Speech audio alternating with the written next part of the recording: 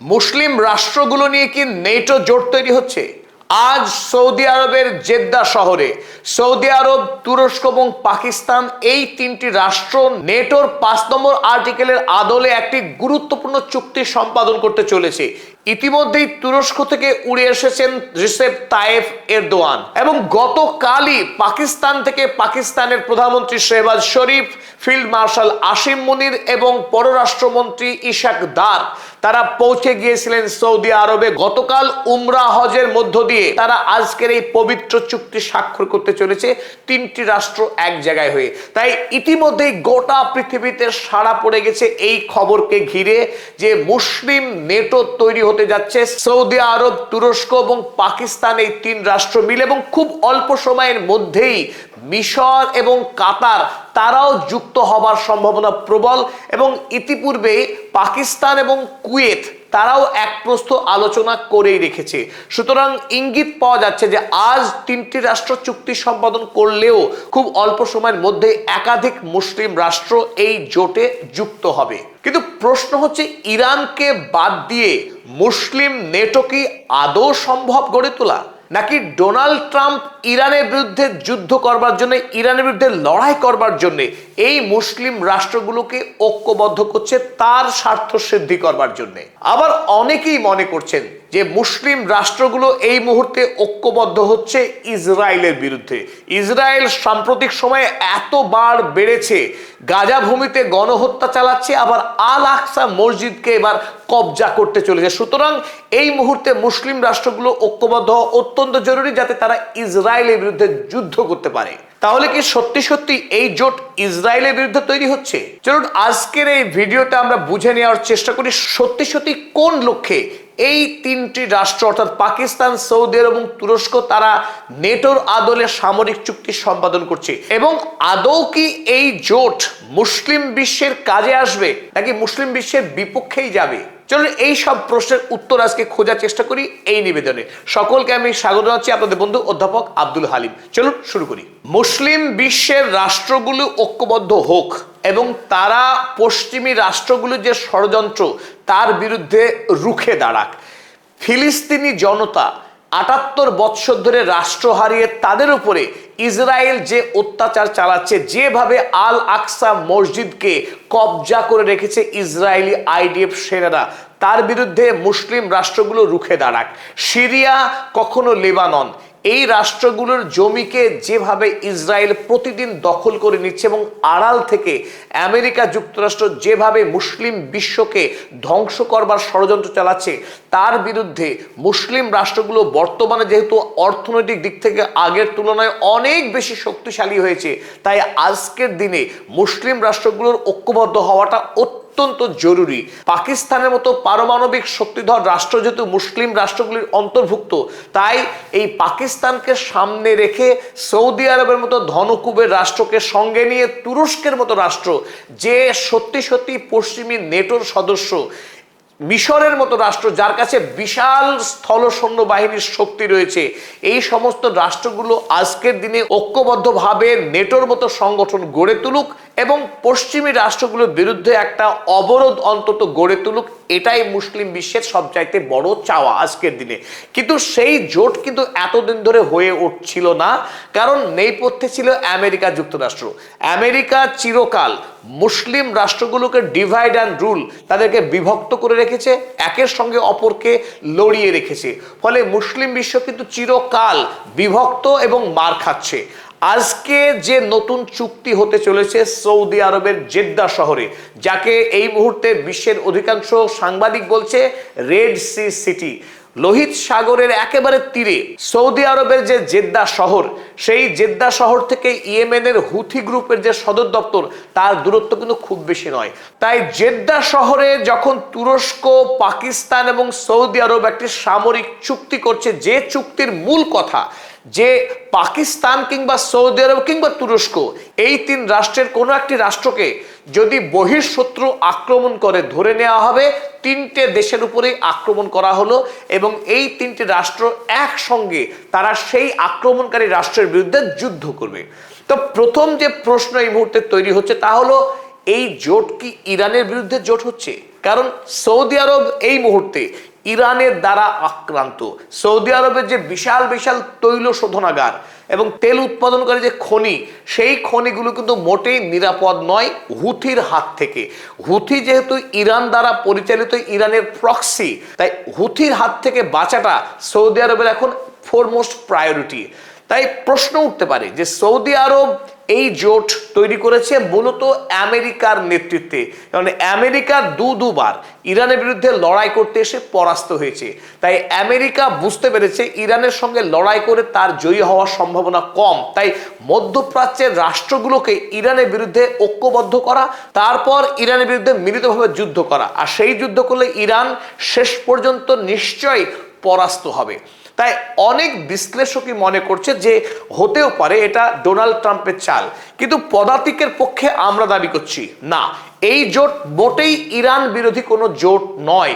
Saudi আরবের এখনো কোনো স্পর্ধা নেই যে সে ইরানের বিরুদ্ধে জোট তৈরি করবে। ইতিমধ্যে আপনারা দেখেছেন যে সৌদি আরব লোহিত সাগরকে মুক্ত করবার জন্যে বাবাল মান্দাব দিয়ে যাতে সৌদি আরবের তেল ভর্তি জাহাজ যাতে বাবাল মান্দাব পার হতে পারে, এই উদ্দেশ্যে একটি সামরিক জোট তৈরি করেছিল। যে 14টি রাষ্ট্র স্বাক্ষর করেছিল এই জোটে, তারা প্রত্যেকে বাড়ি ফিরে গিয়ে হাত তুলে দিয়েছে যে তারা ইরানের বিরুদ্ধে, হুথির বিরুদ্ধে কোনো সামরিক জোটে কাজ করবে না। মিশর তার মধ্যে অগ্রগণ্য, তাই সেই জোট কিন্তু পুরোপুরি ব্যর্থ। তাই বর্তমানে আরো একবার কি সৌদি আরব চেষ্টা করছে ইরানের বিরুদ্ধে চুক্তি করার? মোটেই না। কারণ বলছি আমরা জানি যে ডোনাল্ড ট্রাম্প শেষবার ইরান যুদ্ধ থেকে যে পালিয়ে গেল মুরগির মতো, ট্রাম্প যে চিকেন আউট করলেন, কেন করলেন?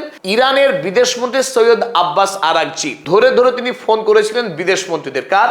সৌদি আরবের বিদেশমন্ত্রীকে, তুরস্কের বিদেশমন্ত্রী হাকান ফিদানকে এবং পাকিস্তানের ফিল্ড মার্শাল আসিম মুনিরকে। এই 3 রাষ্ট্রকে যখন ফোন করা হলো ইরানের পক্ষে, তৎক্ষণাৎ এই 3 রাষ্ট্রের যারা রাষ্ট্রনায়ক তারা যোগাযোগ করলেন ডোনাল্ড ট্রাম্পকে যে কোনোভাবেই যেন ইরানে এখন বড়সড় আক্রমণ করা না হয়। যদি আক্রমণ করা হয় গোটা মধ্যপ্রাচ্যের জন্য তথা সৌদি আরবের জন্য সেটা অত্যন্ত বিপজ্জনক হবে। তাই ডোনাল্ড ট্রাম্প কিন্তু শেষ পর্যন্ত বাধ্য হলেন এই আক্রমণের সিদ্ধান্ত থেকে পিছু হটতে। তাই সৌদি আরব যখন ডোনাল্ড ট্রাম্পকে ইরানের বিরুদ্ধে যুদ্ধ করতে দিলেন না, তখন নিজেই ইরানের বিরুদ্ধে যুদ্ধ করবে এটা মোটেই সম্ভব নয়। সুতরাং আমরা বলতে পারি যে সামরিক জোট তৈরি, এই জোট ইরানের বিরুদ্ধে জোট নয়। তাহলে কি এই জোট ইসরায়েলের বিরুদ্ধে জোট? মুসলিম বিশ্বের একমাত্র শত্রু যে ইসরায়েল রাষ্ট্র, যে ইসরায়েলের হাতে লক্ষ লক্ষ মুসলিম শহীদ হচ্ছেন, সেই ইসরায়েলের বিরুদ্ধে যুদ্ধ করবে সৌদি আরব। সৌদি আরবের নেতৃত্বে এরদোয়ান এবং পাকিস্তান মিলিতভাবে মধ্যপ্রাচ্যের এই বিস্ফোরককে ধ্বংস করার জন্যই কি এই জোট তৈরি হচ্ছে?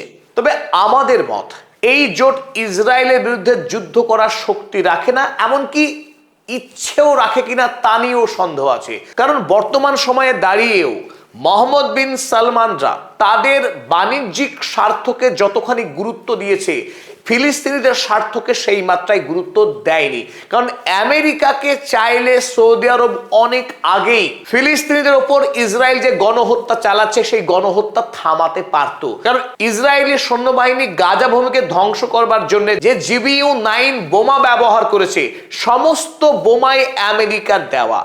আমেরিকার সঙ্গে সৌদি আরবের যখন এত গভীর সম্পর্ক, অনায়াসেই চাইলে সৌদি আরব আমেরিকাকে দিয়ে এই যুদ্ধ থামাতে পারত। সৌদি আরব সেই অবস্থান কিন্তু গ্রহণ করেনি। অপরদিকে এরদোয়ান, তুরস্কের এই শাসক, বড় বড় কথা বলেন, তিনি বড় বড় কথা বলতে ভালোবাসেন, কিন্তু এ কথাও আমরা জানি অ্যামনেস্টি ইন্টারন্যাশনাল সাম্প্রতিক যে রিপোর্ট প্রকাশ করেছে তাতে জল জল করছে। তুরস্ক ইসরায়েলকে ধারাবাহিকভাবে বিপুল পরিমাণের সামরিক অস্ত্র বিক্রি করেছে, সোজা পথে না হলে বাঁকা পথেও বিক্রি করেছে এবং এখনো পর্যন্ত বিক্রি করছে। গাজা ভূমিতে যে ফিলিস্তিনিরা খুন হচ্ছেন, খুন করার কাজে ইসরায়েল যে অস্ত্র ব্যবহার করছে সেই অস্ত্রের একটা অংশ তুরস্ক থেকে আসে। তাই যে মুসলিম রাষ্ট্র ইসরায়েলকে অস্ত্র বিক্রি করে, সেই রাষ্ট্র হঠাৎ করে ইসরায়েলের বিরুদ্ধে যুদ্ধ করবে, এ কথা ভাবা মোটেই বুদ্ধিমানের পরিচয় হবে না।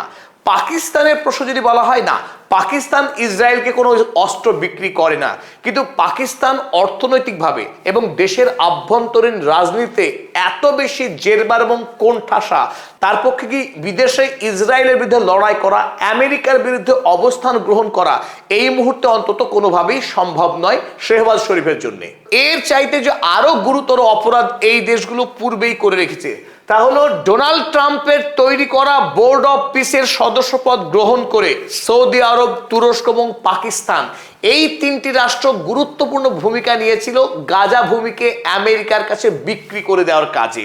তাই যারা গাজা ভূমিকে ডোনাল্ড ট্রাম্পের হাতে তুলে দিতে পারে, গাজাবাসীর কথাকে চিন্তা না করে তারা হঠাৎ করে আজ ইসরায়েলের বিরুদ্ধে লড়াই করবে গাজাবাসীর হয়ে, একথা বিশ্বাস করা ভীষণ কঠিন।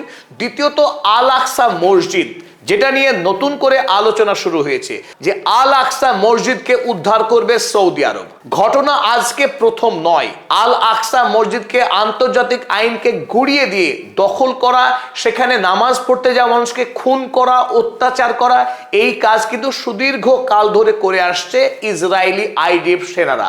যদিও জর্ডন এই আল আকসা মসজিদের গার্জেন, সেই জর্ডনও ইসরায়েলের সঙ্গে গোপনে চুক্তি করে বসে রয়েছে। তারা আজকে যে ফুসফাস করছে সেটা কেবলমাত্র বিশ্ববাসীকে বোকা বানানোর খেলা, আসলে তারা ইসরায়েলের কৃতদাস।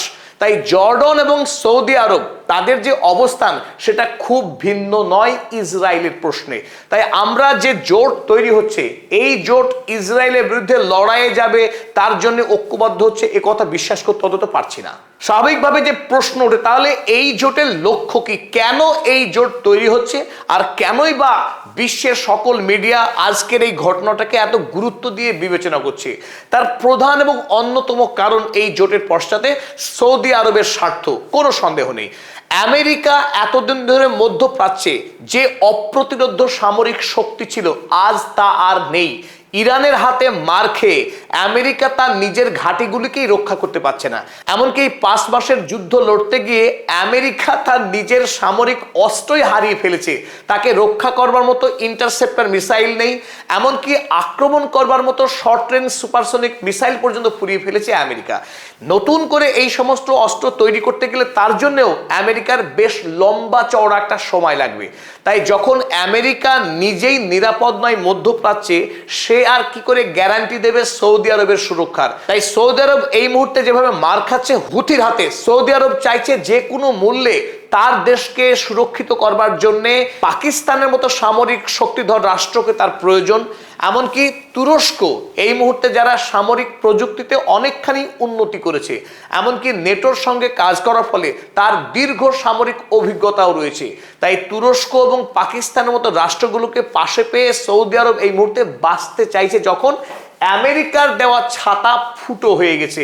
আমেরিকাকে কোনোভাবেই সৌদি আরব আর পুরোপুরি বিশ্বাস করতে পারছে না সামরিক প্রশ্নে যে আমেরিকা তাকে সুরক্ষা দিতে পারে পুরোটা। তাই প্ল্যান এ, প্ল্যান বি, আমেরিকাকে পুরোপুরি ছেড়ে দিচ্ছে না সৌদি আরব, পাশাপাশি একটা প্ল্যান বি এর মতো সাপোর্ট, যাতে করে প্রয়োজনে আমেরিকা যদি ফলদায়ী না হয় তাহলে বিকল্পভাবে পাকিস্তান কিংবা তুরস্কের মতো সামরিক শক্তিগুলোকে কাজে লাগিয়েও সে যাতে টিকে থাকতে পারে, তার একটা চেষ্টা করছে সৌদি আরব। দ্বিতীয়ত পাকিস্তান ডুবতে থাকা একটা দেশ, ঋণের ভারে ভারাক্রান্ত এবং ক্রমশ আভ্যন্তরীণ রাজনৈতিক কলহে একেবারে ডুবতে থাকা একটা দেশ। সেই দেশ সৌদি আরবের সঙ্গে চুক্তি করে বিপুল পরিমাণের অর্থনৈতিক লাভ পেতে চাইছে। ওদিকে রিসেপ তাইয়েপ এরদোয়ান, যার বিশ্বে ভাবমূর্তি খুব একটা ভালো নয়, কারণ ইসরায়েলের বিরুদ্ধে গরম গরম কথা বলার পরেও যখন এই রিপোর্ট প্রকাশ হয়েছে তারা ইসরায়েলকে অস্ত্র বিক্রি করছে, তাই নতুন করে বিশ্বের দরবারে, বিশেষ করে মুসলিম পৃথিবীতে ভাবমূর্তি উন্নত করবার জন্য সৌদি আরবের সঙ্গে চুক্তি করে একটা স্বপ্ন পূরণ করতে চাইছে রিসেপ তাইয়েপ এরদোয়ান। তাই এই প্রতিটি রাষ্ট্রেরই নিজস্ব কিছু লক্ষ্য রয়েছে, যে লক্ষ্যে তারা একটা সামরিক জোট তৈরি করবার চেষ্টা করছে। তবে এই জোট ডোনাল্ড ট্রাম্পের বিরুদ্ধে নয়, এই জোট ইরানের বিরুদ্ধে নয়, এই জোট ইসরায়েলের বিরুদ্ধে নয়। তবে আমাদের যেটা অনুমান, এমনকি বর্তমান সময়ে যদি তৃতীয়বার আবার ইরানের সঙ্গে আমেরিকার যুদ্ধ না বাঁধে, যুদ্ধ বাঁধার আগে পর্যন্ত ডোনাল্ড ট্রাম্প বরং খুশি হচ্ছেন যে সৌদি আরব, পাকিস্তান এবং তুরস্ক তিনটি রাষ্ট্রই আমেরিকার অত্যন্ত নিকট বন্ধু, তারা এক ছাতার তলায় আসছে। তাই এই জোটকে ইরানের বিরুদ্ধে কোনোভাবে কাজে লাগানো যায় কিনা তার সব রকম চেষ্টা কিন্তু ডোনাল্ড ট্রাম্প চালিয়ে যাবেন, তাতে কোনো সন্দেহ নেই। তবে এতক্ষণ ধরে আমরা সব নেগেটিভ কথা বললাম যে এই জোট সত্যি সত্যি খুব একটা কার্যকরী হচ্ছে না মুসলিম বিশ্বের জন্য, সেটা কি তাই? না, এখানেও কিন্তু আমরা উল্টো কথা বলছি যে বর্তমান সময়ে দাঁড়িয়ে যদিও এই জোটকে নিষ্ফলা অকেজো মনে হচ্ছে, তবে দীর্ঘমেয়াদে এই জোট কিন্তু মুসলিম বিশ্বের জন্য সত্যি সত্যি কার্যকরী হলেও হতে পারে। কেমন? এই মুহূর্তে আমেরিকা ইতিমধ্যে ইরানের হাতে পরাস্ত, তৃতীয়বার যুদ্ধে আসার সম্ভাবনা প্রবল। যদি আবারও আমেরিকা ইরানের বিরুদ্ধে যুদ্ধে আসে এবং সেই যুদ্ধে আমেরিকা পরাস্ত হবে, সেটাও অগ্রিম লিখে দেওয়া যায়, বলে দেওয়া যায়। এই তৃতীয়বার আমেরিকার যুদ্ধে এসে যদি পরাস্ত হয়, তাহলে আর মধ্যপ্রাচ্যে মার্কিন সামরিক ঘাঁটিগুলি থাকবে না। আর মার্কিন সামরিক ঘাঁটি না থাকলে সৌদি আরবের মতো দেশগুলো কোথায় যাবে? তারা নিশ্চিতভাবেই ইরানকে তাদের গুরু বলে, নেতা বলে মেনে নিতে বাধ্য হবে এবং আড়ালে অবশ্যই চীন এবং রাশিয়া থাকবে। বাণিজ্যিক যুদ্ধে আমেরিকা ক্রমশ মাটি হারাচ্ছে চীনের কাছে। চীন অপ্রতিরোধ হয়ে উঠছে বিশ্বে বাণিজ্যিক এবং আর্থিক শক্তি হিসেবে। অপরদিকে রাশিয়ার সামরিক শক্তি নিয়ে কোনো প্রশ্ন নেই। তাই আগামী দিনে আইআরসি জোট ইরান, রাশিয়া, চায়না জোটের কাছে এই মধ্যপ্রাচ্যের দেশগুলো বাধ্য হবে ঐক্যবদ্ধ হতে। তাই আমেরিকার পতন টুডে অর টুমোরো, আজ কিংবা কাল হবেই। আর আমেরিকার পতন হলেই ইরান যখন সুপার পাওয়ার হিসেবে আত্মপ্রকাশ করবে, সমস্ত মুসলিম দেশগুলো তখন একটি ছাতার তলায় আসবে এবং সেই দিন ইসরায়েলের পতন হবে। সেই দিন মধ্যপ্রাচ্যের এই দেশগুলো ঐক্যবদ্ধ হয়ে অন্তত শোষণমুক্ত অবস্থায় পশ্চিমী দুনিয়ার বিরুদ্ধে একটি শক্তিশালী অবস্থান গ্রহণ করতে পারবে বলে আমাদের দৃঢ় বিশ্বাস। এতক্ষণ ধরে আমাদের সঙ্গে থাকার জন্য ধন্যবাদ। এবং পদাতিক চ্যানেল যারা এখনো পর্যন্ত সাবস্ক্রাইব করেননি, সাবস্ক্রাইব করুন শিগগিরই। আমাদের 5 লক্ষ সাবস্ক্রাইবার হওয়ার পথে। 5 লক্ষ সাবস্ক্রাইবার হলে অবশ্যই আমরা একটা ছোট্ট করে সেলিব্রেশন করব বাংলাদেশের ঢাকায় উপস্থিত থেকে। সেই সুযোগ করে দেওয়ার অনুরোধ রইল।